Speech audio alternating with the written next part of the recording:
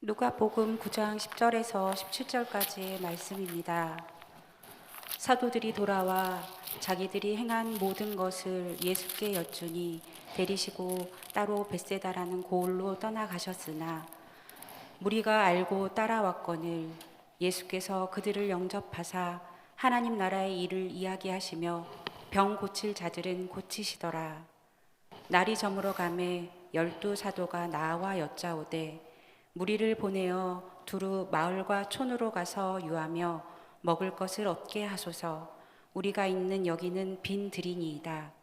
예수께서 이르시되 너희가 먹을 것을 주라 하시니 여짜오되 우리에게 떡 5개와 물고기 2마리밖에 없으니 이 모든 사람을 위하여 먹을 것을 사지 아니하고서는 할 수 없사옵나이다 하니 이는 남자가 한 5,000명 되밀어라.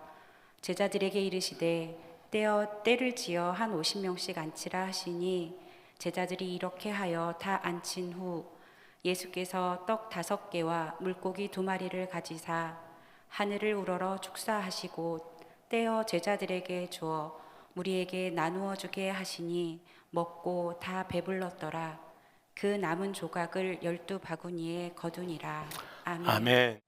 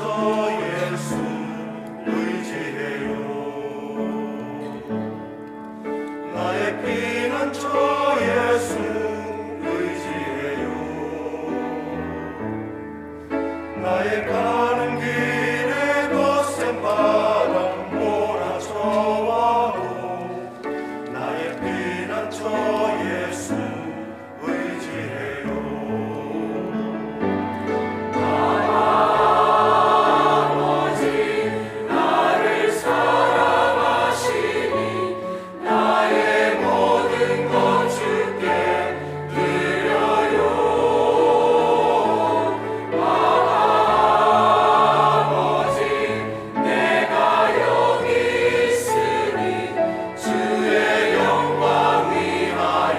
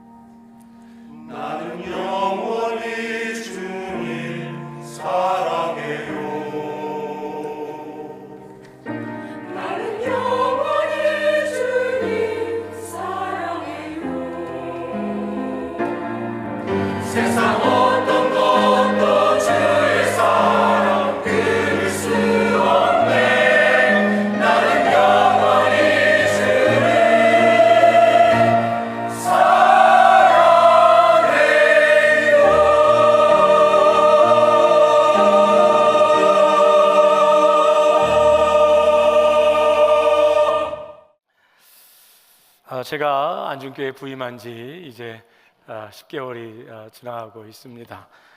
이곳에 오면서 이제 많은 것들 적응하고 또 지내오고 있는데, 또 익히는 것들 중에 동네 이름들이 있습니다.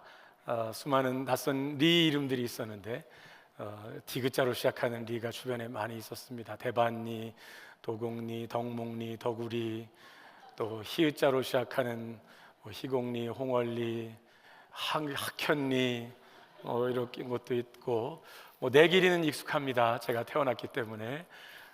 여러 동네들, 신왕리, 삼정리, 시읒자들도 있네요. 많이 익히고, 또 여전히 좀 위치가 정확하지 않은 동네 이름들도 있습니다. 예수님께서 갈릴리 그 호숫가 주변에, 갈릴리 지역에서 사역을 하셨습니다. 갈릴리 지역 주변에도 수많은 도시들이 있었고 동네들이 있었고, 예수님은 그 지역들을 다니시면서 예수님의 주된 사역, 갈릴리 사역을 하셨습니다. 여러분들과 함께 예수님의 장소들을 따라가면서 그 중에 몇몇 장소들을 택하여 예수님이 누구신지, 예수님이 전하신 하나님 나라, 예수님이 보여주신 하나님의 나라는 어떤 것인지, 그리고 그것이 오늘 우리에게 어떠한 반응을 촉구하고 있는지 살펴보고 있습니다. 복습을 한다면 우리 아까 지도를 다시 한번 보여주시면요, 요단강에 오셔서 세례를 받으셨고요, 그리고 예루살렘과 아마 사이에 있는 어디쯤에 유대 광야에서 이제 40일 동안 굶주리시고 마귀에게 시험을 받으시고 그것을 이기셨습니다. 그리고 여러분과 함께 살펴본 것은 이제 갈릴리 지역 나사렛으로 북쪽으로 가셔서 나사렛 회당에서 주의 은혜의 해, 희년, 해방의 해를 선포하는 것, 그것이 이루어진 것을 말씀하셨습니다. 그리고 이제 갈릴리 해변 땅 가버나움 어촌에서 제자들을 부르신 말씀들을 보았습니다. 오늘은 가버나움 옆에 있는 오른쪽 동쪽으로 있는 벳세다에서 그 가까이에서 있었던 사건을 여러분들과 함께 나누고자 합니다. 벳세다는 지금 보시는 대로 갈릴리 바다, 갈릴리 호수 북쪽에 있는데, 그 가버나움과 벳세다 사이에는 요단강 상류가, 저 위에 헐몬산에서 내려온 요단강 상류가 그 두 마을을 가르고 있습니다.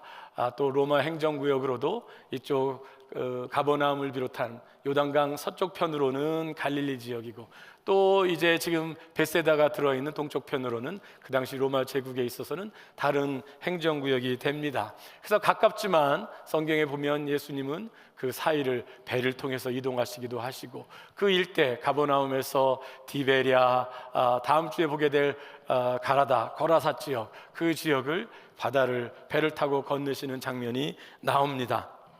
오늘은 예수님께서 오늘 읽으신 본문에 의하면 제자들과 함께 벳세다로 가셨다고 합니다. 10절에 예수께 사도들이 돌아와서 자기들이 행한 모든 것을 예수께 여쭈니 데리시고 따로 벳세다라는 고을로 떠나가셨다고 이야기하고 있습니다. 그런데 그곳에 무리가 알고 많이 따라왔습니다. 오늘은 누가복음 9장 말씀인데요, 그 전에 이미 누가복음만 본다 하더라도 이제 제자들을 부르신 예수님은 제자들을 통하여서 예수님의 사역을 또 전하고 그 비슷한 일을 실천하도록 보내시기도 하셨습니다. 그 앞부분에 보면 이미 예수님은 그 일대에서 많은 무리들이 예수님을 따르기 시작했습니다. 가령 오늘 9장 말씀인데요, 4장 37절에 보면 예수의 소문이 그 근처 사방에 퍼지니라. 5장 15절에 보면 예수의 소문이 더욱 퍼짐에 수많은 무리가 말씀도 듣고 자기 병도 고침을 받고자 하여 모여오되, 6장 19절에 보면 온 무리가 예수를 만지려 힘쓰니, 8장 4절에 보면 각 동네 사람들이 예수께로 나와 큰 무리를 이루니, 이미 무리들이 예수님과 그 제자들의 사역을 보기 위하여, 또 병고침을 받기 위하여, 또 하나님 나라의 가르침을 듣기 위하여 수많은 무리들이 예수님과 그 제자들을 따라다니기 시작했습니다. 오늘 본문도 예수님이 따로 제자들과 벳세다로 가셨더니 11절에 무리가 알고 따라왔거늘, 이렇게 무리들이 등장합니다. 예수님께서 이 무리들을 향하여 어떤 일을 행하셨을까요? 오늘 특별히 우리가 잘 알고 있는 오병이어 기적의 말씀, 보리떡 5개와 물고기 2마리로 그 무리들을 5천 명으로 오늘 표현되어지는 그 무리들을 먹인 사건을 오늘 베스다 인근에 있었던 그 빈들에서 이루어진 말씀들을 살펴보고자 합니다. 그 사건들을 통하여서 어떻게 예수님은 그 앞서서 말씀하셨던 그 하나님의 나라, 회개하라 천국이 가까웠느니라, 하나님 나라가 가까웠다고 하신 그 하나님 나라, 오늘 너희 앞에서 이루어졌다, 해방이 이루어졌다고 말씀하신 그 말씀을 어떻게 오병이어 사건 속에서 보여주시고 드러내셨는지를 살펴보고자 합니다. 첫 번째, 이 오병이어의 사건을 통해서 보는 그 예수께서 하신 일은 이것입니다. 첫 번째, 광야의 무리를 긍휼히 여기셨습니다. 오늘 11절에 무리가 알고 예수님을 따라왔더니 예수님께서 그들을 영접하사 이렇게 나와 있습니다. 예수님은 그 무리에는 정말 수많은 사람들이 다른 이유를 가지고 그 무리 가운데 속해 있었을 것입니다. 호기심으로 따라오는 사람들, 병고침을 받기 위해서 따라오는 사람들, 그 말씀을 듣기 위해서 온 사람들 뿐만이 아니라 할 일이 없어서 따라온 사람들도 있었을 것이고 구경하기 위해서 따라온 사람들도 있었을 것입니다. 그런데 예수님께서 그 무리를 영접하셨다고 오늘 본문은 말합니다. 또 이 오병이어의 사건은 예수님의 행적을 담고 있는 마태복음, 마가복음, 누가복음, 요한복음, 오늘 우리는 누가복음 말씀을 보고 있는데 이 네 복음서에 오병이어의 사건은 다 기록이 되어 있습니다. 우리가 알고 있는 예수님의 말씀이나 예수님의 기적이 어떤 것은 요한복음에만 들어있기도 하고, 어떤 경우는 마태복음과 누가복음에만 있기도 하고, 어떤 경우는 마가복음에만 있기도 합니다. 그렇게 네 성경에 다 들어있는 그 사건이 많지 않은데 그 중에 하나가 이 오병이어의 사건이 됩니다. 그렇게 이 사건이 보여주는 아주 중요한 상징적인 것이 있기 때문이지요. 그런데 그렇게 무리를 영접한 이 예수님에 대해서 마가복음 6장 34절 그 5천 명을 먹이시는 사건이 거기에도 등장하는데 마가복음 6장 34절은 이렇게 무리들을 예수님께서 보셨다고 합니다. 예수께서 나오사 큰 무리를 보시고 그 목자 없는 양 같음으로 인하여 불쌍히 여기사, 그것이 예수님이 무리를 대하는 그 마음이셨습니다. 긍휼히 여기시는 마음들, 거기엔 그 한 개인을 향한 것도 있지만 어쩌면 지금 방황하고 있는 하나님의 백성이라고 말하고 있는 그 이스라엘 백성들을 향한, 특별히 그 갈릴리 지역에서 어쩌면 그 평범한 사람들, 가난한 사람들, 로마의 지배를 받고 있는 가운데 우르르르 몰려다니고 있는 사람들을, 그들을 향하여 예수님은 긍휼히 여기시고 불쌍히 여기셨습니다. 그것은 어쩌면 인간의 공동체를 향한, 사회를 향한 예수님의 마음이기도 할 것입니다. 아니 어쩌면 하나님을 떠난 인류를 향한 예수님께서 가지고 계시는 마음은 그들을 정죄하고 책망하고자 하는 마음이 아니라 주님께서 그 무리를 보시는 것처럼 당신의 백성들을 향하여서 긍휼히 여기는 마음으로 오늘도 보시고 계신 줄로 믿습니다. 그 예수님께서 무엇을 하셨습니까? 두 번째입니다. 떡과 생선으로 무리를 먹이셨습니다. 우리가 알고 있는 이 말씀, 날이 저물어가매 수많은 사람들이 모여 있는데, 그래서 제자들 가운데에 현실적인 고충, 현실적인 어려움들을 얘기합니다. 이렇게 사람이 많은데 이 빈들에 그냥 둘 수는 없습니다. 빨리 가까운 마을로, 베스데다나 가버나움으로 보내서 그들이 먹을 수 있게 해야 합니다. 그렇게 말합니다. 오늘 우리 5시 20분 영화 교회에서 대관해서 보게 될 텐데 저녁 시간이라 저녁은 못 사드리고 아마 들어가실 때 떡을 하나씩 받으셔서 영화관에 들어가시게 될 것 같습니다. 오늘 제자들도 예수님에게 그들이 먹어야 한다는 것을 걱정하고 있습니다.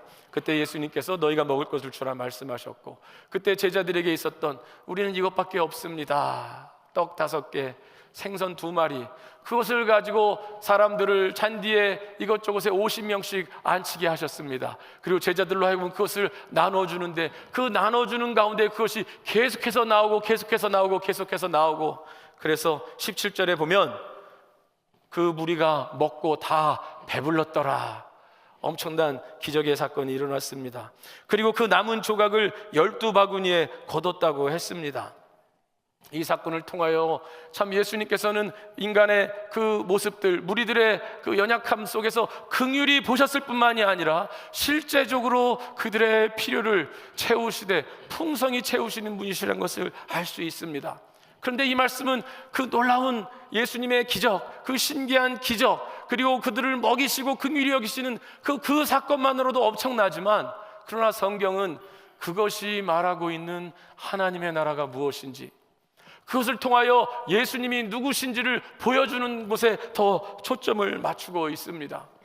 사실 그 가운데 제자들이나 이 빈들에서, 이 한적한 곳에서 먹이시는, 그 먹을 것이 없는 곳에서 먹이시는 예수님을 볼 때 그들은 생각하는 것이 있었을 것입니다. 그것은 바로 그들의 선조들이 애굽 땅에서 나와서 그 출애굽하여 광야의 길을 지나고 있을 때, 그들에게 먹을 것이 떨어졌을 때, 광야에서 유리 나는 나그네처럼 지내고 있을 때, 그때 하나님께서 그들을 긍휼히 여기시고 그들에게 만나와 메추라기로 먹이셨습니다. 아마 그들 중에는 그것을 기억하는 사람들이 있었을 것입니다. 남자만 5,000명이 오늘 빈들에서 이것을 먹었다고 했는데, 그 광야에 하나님의 인도하심을 받고 살아갔던 그 사람들이 먹었던 만나, 그것처럼 예수님이 5,000명을 먹이는 사건을 보면서 이 예수님은 모세와 같은 분인가, 이 예수님은 그러한 선지자인가 하는 생각하는 사람들이 있었을 것입니다. 사실 요한복음 6장이, 오늘은 우리가 누가복음 9장을 읽고 있는데, 아까 마가복음 6장도 오병이어 사건을 말하고 있고 요한복음 6장도 이 오병이어 사건을 말해주고 있습니다. 그런데 요한복음 6장에서는 이 오병이어 사건 이후에 예수님과 무리들의 대화가 나오고 예수님과 제자들의 대화가 좀 더 이 사건을 가지고 그것을 중심으로 하는 대화의 장면들이 나옵니다. 그때 예수님께서 마찬가지로, 예수님도 이 사람들과 이 무리들과 그 모세를 통하여 주셨던 그 만나의 사건을 중심으로 이야기를 나눕니다. 6장 31절에 사람들이 예수님에게 묻습니다. 기록된 바 하늘에서 그들에게 떡을 주어 먹게 하였다 함과 같이 우리 조상들은 광야에서 만나를 먹었나이다. 지금 예수님을 통한 이 떡을 먹으면서 그 사건을 기억하고 있는 겁니다. 그때 예수님께서 이렇게 대답하십니다. 32절, 예수께서 이르시되 내가 진실로 진실로 너희에게 이르노니 모세가 너희에게 하늘로부터 떡을 준 것이 아니라 내 아버지께서 너희에게 하늘로부터 참 떡을 주시나니, 이렇게 말씀하십니다. 즉 이 말씀은 이것이 단지 모세가 그 이스라엘 백성에게 주었고, 그렇기 때문에 지금 너희들도 선지자처럼 약간의 그 빵을 먹고 떡을 먹고 생선을 먹음으로써 배불러지는 것, 그것에 집중을 하겠지만, 그 만나의 사건을 통해서 기억해야 될 것은 하나님이 생명의 근원이 되시고 하나님이 그 생명의 원천이 되시는 그 이스라엘 백성을 인도하신다는 것, 그것이 그 사건의 교훈이었고 지금도 그것이 교훈이라는 것을 예수님은 말씀하고 있으신 것입니다. 그래서 예수님은 이 6장 27절에서, 요한복음 6장 27절에서 사람들이 이 예수님을 이 오병이어 사건 이후에 더 찾아옵니다. 그러자 예수님이 26절 이렇게 말씀하십니다. 예수께서 대답하여 이르시되 내가 진실로 진실로 너희에게 이르노니 너희가 나를 찾는 것은 표적을 본 까닭이 아니요, 표적이라는 것, 그것이 드러내는 상징적인 어떤 그 사건, 그것이 보여주는 실제적인 교훈, 그것을 보았기 때문이 아니라 떡을 먹고 배부른 까닭이기 때문에 너희가 나를 찾아오지 않느냐. 지금 당장 만족하는 것, 지금 당장 급한 것, 당장 필요한 것 찾는 것 때문에 나에게 온 것이 아니냐. 그러면서 예수님이 이 말씀을 하십니다. 27절, 썩을 양식을 위하여 일하지 말고 영생하도록 있는 양식을 위하여 하라.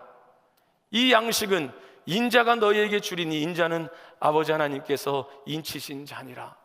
즉 예수님께서 비록 떡 5개와 생선으로 그들을 먹이셨지만 그것을 또 먹기 위하여서 썩어질 양식을 위하여 찾아다니지 말고, 어쩌면 지금 당장 보이는 이 기적을 신기하게 다시 체험하기 위하여서 그렇게만 찾아오지 말고, 이 사건이 보여주고 있는, 그리고 광야에서 모세를 통하여 주셨던 그 만나 사건이 보여주고 있는 하나님이 주시고자 하시는 하나님의 참 생명 되심, 하나님의 참 공급자 되심, 그것을 받아들여야 한다, 그것을 보아야 한다, 이렇게 말씀하시고 계신 줄로 믿습니다. 그것이야말로, 그러면서 33절에서 이렇게 말씀하십니다. 하나님의 떡은 하늘에서 내려 세상에 생명을 주는 것이니라. 사실 이 말씀은 예수님께서 유대 광야에서 시험 받으실 때에 첫 번째 시험, 마귀가 예수님에게 하였던 내가 하나님의 아들이거든 이 돌덩이를 떡으로 바꾸게 하라, 떡으로 변하게 하라, 그 말씀과 이어져 있습니다. 예수님은 그 말씀에 대하여, 그 사탄의 유혹에 대하여 이렇게 대답하셨습니다. 사람이 떡으로만 살 것이 아니요 하나님의 입에서 나오는 모든 말씀으로 살 것이니라. 그 말씀이 무엇입니까? 떡이 비록 당장의 욕구는 채워주는 것 같지만 인간은 그것으로 살아가는 것이 아니라, 그때도 말씀을 드렸습니다. 하나님의 입에서 나오는 말씀, 그것이 무엇입니까? 하나님의 말씀하시사 세상에 생명이 생기고 하나님이 말씀하시라 온 천지가 창조되었습니다. 그 생명의 근원적인 근원은 하나님에게 있다는 것, 그것을 받아들이라는 것이었습니다. 그리고 요한복음은 그때도 말씀드렸지만 말씀이 육신이 되어 우리 가운데 거하신 은혜와 진리가 충만하신 독생자 영광, 그 예수님이 말씀이 육신이 된 분으로 알려주고 있습니다.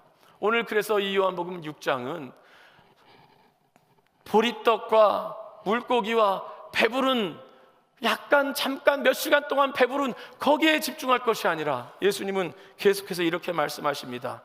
그들이 34절에 그들이 이르되 주여 이 떡을 항상 우리에게 주소서. 35절 예수께서 이르시되 나는 생명의 떡이니 내게 오는 자는 결코 줄이지 아니할 터이요 나를 믿는 자는 영원히 목마르지 아니하리니. 예수님께서는 그들에게 기적을 보여주시는 그것으로 깜짝 쇼를 통하여 자기에게 인기를 얻게 하고 그들을 조금이라도 영향력 가운데 두고자 하는 것이 아니라, 예수님은 그 백성들이, 그 무리들이, 그 사람들이 실질적으로 이것을 통하여 생명의 주 되시는 하나님, 그리고 생명의 떡으로 오신 예수님을 볼 수 있기를 원하셨던 것이지요.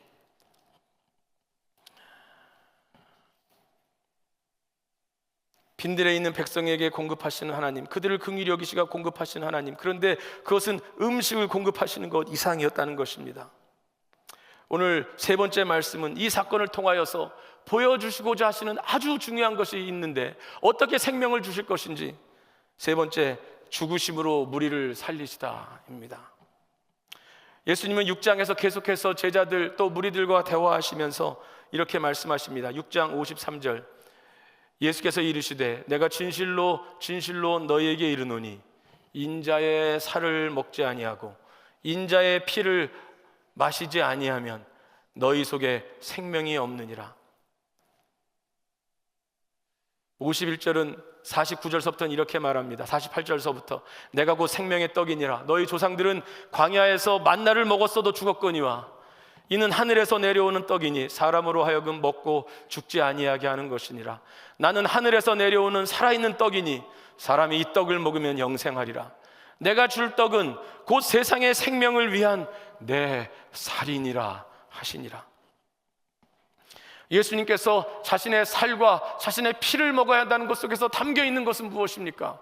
그것은 예수님께서 당신의 몸을 들이심으로, 당신의 죽으심으로 영원한 생명을 가지고 이 땅에 오신 주님께서 모든 인간의 죄악과 모든 인간의 죽음을 대신 담당하시고 십자가에 피 흘려 죽으시고 십자가에서 찢기심으로 그 피와 그 살을 먹고 그 대속의 은혜를 경험하는 사람들에게 생명의 떡이 되신다는 것을 이 사건을 통하여 보여주시고 미리 말씀하신 것입니다. 예수께서 무리에게 떡을 주신 것, 그리고 그들에게 내가 생명의 떡이라고 말씀하신 것은 그 예수님의 대속의 죽음의 사건을 그들이 보게 될 것이고 그것을 받아들이게 되기를 바라셨던 것입니다. 57절도 이렇게 말씀하십니다. 살아계신 아버지께서 나를 보내심에 내가 아버지로 말미암아 사는 것 같이 나를 먹는 그 사람도 나로 말미암아 살리라. 예수님의 피와 예수님의 살을 먹는 이 이야기를 했을 때 이 말씀은 바로 예수님께서 처음 요단강에서 세례를 받으시면서 아버지 하나님의 사랑하는 아들로 보내심을 받은 것들, 그리고 시험을 받으시면서 하나님의 말씀으로 살 것이라고 말씀하시는 것들, 나사렛 회당에서 그 해방의 해를, 그 희년의 해를 말씀하시면서 모든 것이 회복되는 것들, 어떻게 땅이 회복되고 노예에서 회복되고 빚진 것에서 회복되는 그 회복의 궁극적인 방식은 예수님께서 그 모든 것을 담당하여 죽으신다는 것, 그것으로 오늘 가버나움에서 어부들을 부르시고 너희가 사람 낚는 어부가 되게 하겠다는 그 모든 말씀도 결국 예수님의 대속의 사건을, 예수님의 대속의 죽음의 사건을 경험하고 그것을 받아들이고 그 가운데 있는 그것을 통하여 그 가운데 참여함으로 생명을 얻는 제자들에서 이루어질 것들을 오늘 계속해서 연속적으로 오늘 이 오병이어 사건을 통하여서도 말씀하고 있는 것인 줄로 믿습니다. 이 말씀은 어려운 말씀이 되었습니다.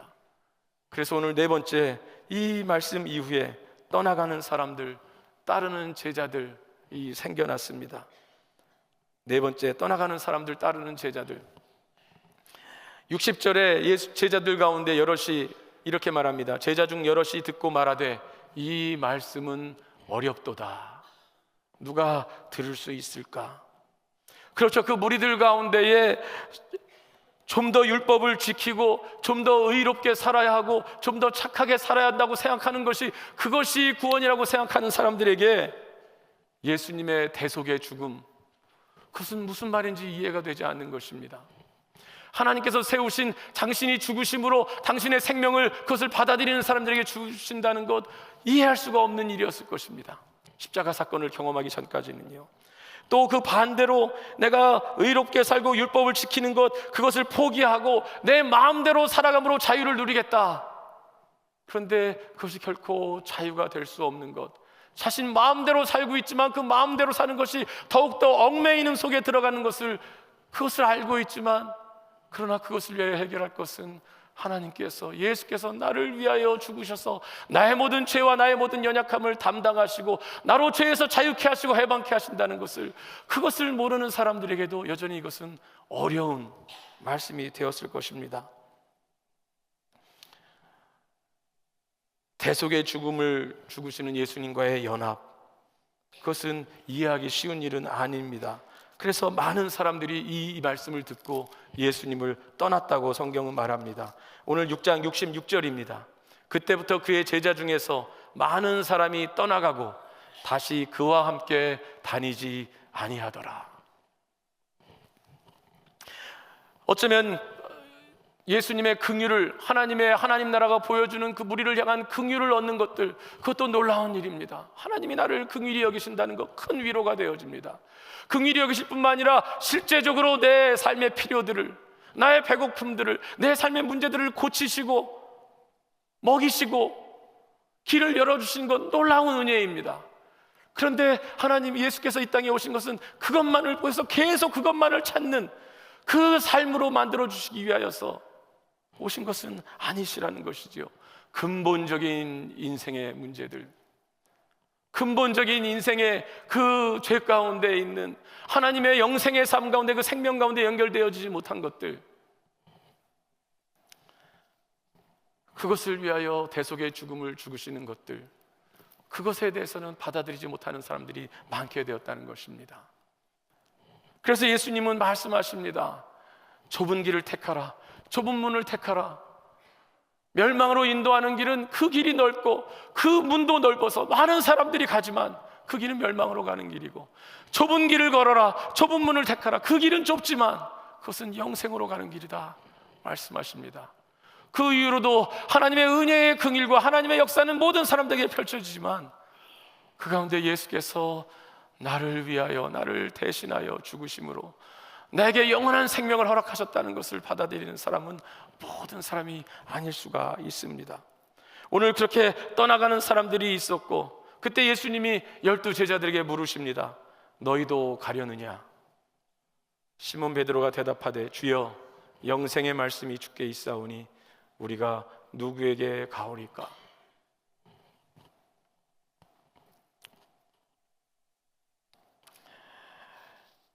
예수님은 바로 예수님의 영원한 생명, 그리고 하나님의 생명의 근원 되심, 그리고 그것을 이루기 위하여 십자가에서 죽으시는 그것을 바라보시면서 가는 이 길에 오늘도 우리를 초대하십니다. 긍휼을 받는 것, 당장의 필요가 채워지는 것으로 끝나지 않습니다. 예수님의 죽으심과 부활하심으로 나타난 하나님의 나라, 그분의 생명 되심을 받아들여야 합니다. 마태복음 11장 20절에서 21절은 이렇게 말합니다. 예수께서 권능을 가장 많이 행하신 고을들이 회개하지 아니하므로 그때 책망하시되 화 있을진저 고라시나, 화 있을진저 벳세다야. 너에게 행한 모든 권능을 두로와 시돈에서 행하였더라면 그들이 벌써 베옷을 입고 제에 앉아 회개하였으리라. 나사렛 회당에서 예수님의 말씀을 거부한 사람들과 같습니다. 예수님이 보여준 하나님의 나라 사건들은 모든 사람들이 회개하고 받아들이는 것으로 그렇게 모든 사람들이 반응하지는 않습니다. 우리 잠시 후에 부르겠지만 찬송가 295장 큰 죄에 빠진 나를, 이 찬송 1절은 이렇습니다. 큰 죄에 빠진 나를 주 예수 건지사 그 넓은 품에 다시 품으신 은혜는 저 바다보다 깊고 저 하늘보다 높다. 그 사랑 영원토록 나 찬송하리라. 그런데 2절은 이렇습니다. 옛날에 유대 땅에 주 예수 다닐 때 그 은혜 받으려고 큰 물이 모였네. 눈먼 자 병든 자를 다 고쳐주셨으니, 이것을 지은 사람은 마치 그 시대 타임머신을 타고 간 것처럼 무리들이 모여있는 곳에 예수님이 말씀하시고 그들을 고치시고 그들의 기적을 행하시는 것을 보고 있습니다. 눈먼 자 병든 자를 다 고쳐주셨으니, 그러면 그 다음 말씀은 이렇게 나와도 됩니다. 얼마나 놀라운 일인가, 얼마나 신기한 일인가. 그런데 그 다음 가사는 이렇습니다. 눈먼 자 병든 자를 다 고쳐주셨으니 나 같은 죄인까지 그 은혜 받도다. 예수님의 그 병 고치시는 사건, 예수님의 먹이시는 사건, 이것을 통하여 자신이 그 앞에 드려지고 나를 위하여 죽으시는 그 예수님의 은혜를, 그것이 나를 위한 것임을 받아들이게 된 것입니다. 여러분은 예수님의 갈릴리 사역을 보시면서 그 가운데 여러분을 향한 초대를 보시고 계십니까? 여러분은 주여, 죄인된 내가 여기 있습니다. 나를 받으시고 고쳐주옵소서. 나를 위하여 죽으신 예수님을 나의 생명의 주로 받아들입니다. 그렇게 받아들이십니까? 그리고 그 안에서 자유와 생명과 그 영생을 맛보고 계십니까? 우리 방금 말씀드렸던 295장 찬송 2절 함께 부르시고 기도하는 시간을 갖도록 하겠습니다.